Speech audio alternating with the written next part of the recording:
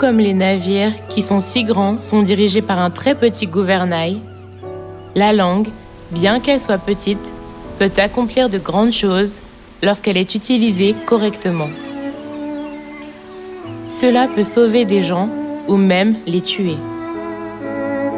Si la langue est mal utilisée, cela peut conduire un homme à la ruine. Si elle est utilisée à bon escient, elle peut apporter la prospérité. Tel est le pouvoir de la langue. Lorsqu'elle est utilisée à bon escient, elle peut devenir le meilleur outil. Cependant, lorsqu'elle est utilisée pour le mal, elle peut apporter des résultats misérables. Les gens qui ont la langue dure créent la discorde. Comme les gens préfèrent la nourriture douce, il en est de même pour les paroles.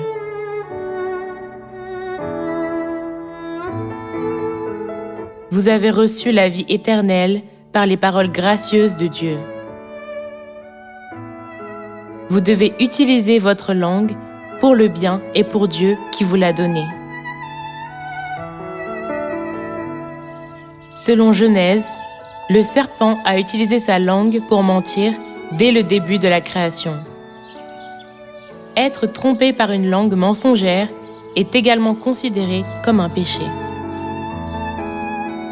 Vous devez mettre la parole de Dieu au centre de votre foi. Mais, dans les moments d'épreuve, les paroles qui vous justifient semblent plus séduisantes que la parole de Dieu. Être attiré par de belles paroles peut faire paraître bonnes même les mauvaises paroles et vous amener à oublier la parole de Dieu. Alors, vous devez être prudent. Commencer à murmurer et à se plaindre est comme accepter une invitation du diable. Écouter les plaintes et les insatisfactions érodent votre gratitude envers Dieu. Une seule parole de plainte peut transformer non pas une personne à côté de vous, mais tous les membres en personnes qui se plaignent. Vous ne devez pas suivre une langue qui murmure, qui n'écoute pas la parole de Dieu. Les fils et les filles de Dieu doivent parler des paroles qui édifient les autres, et non des paroles malsaines qui conduisent à la tentation. Lorsque vous exprimez votre gratitude à Dieu pour votre salut, les membres ont l'air gentils et la vérité semble étonnante.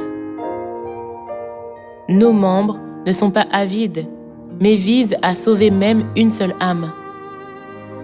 Ils sont vraiment comme des anges et y mettent tant de dévouement. Comme nous sommes heureux d'aller au royaume des cieux où il n'y a pas de soucis. Il est toujours bon d'avoir des conversations comme cela. Alors, vous en viendrez à penser plus souvent « Je suis vraiment heureux ».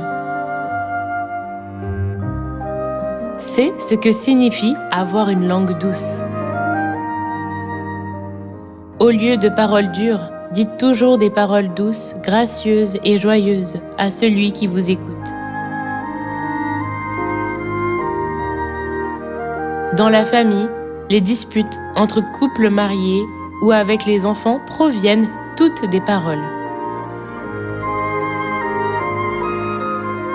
Dans la vie sociale et dans la vie de foi, parler avec des paroles douces et gracieuses qui calment la colère de l'autre est un acte d'amour. Là où de belles paroles sont échangées, les rires fleurissent. Bien parler n'apporte-t-il pas le bonheur ?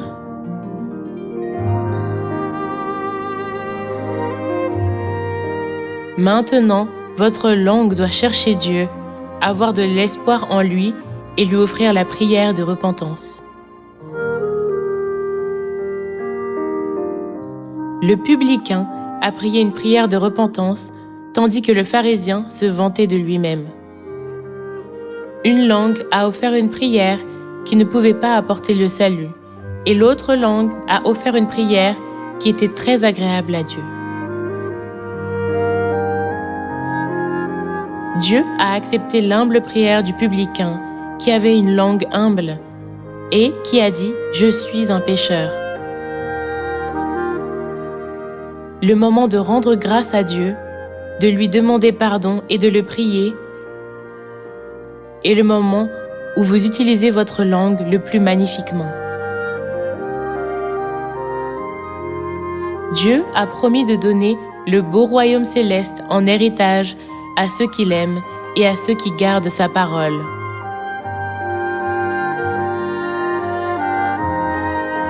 Ce sera d'une beauté qu'aucun œil n'a vue, qu'aucune oreille n'a entendue et qu'aucun esprit humain n'a conçu.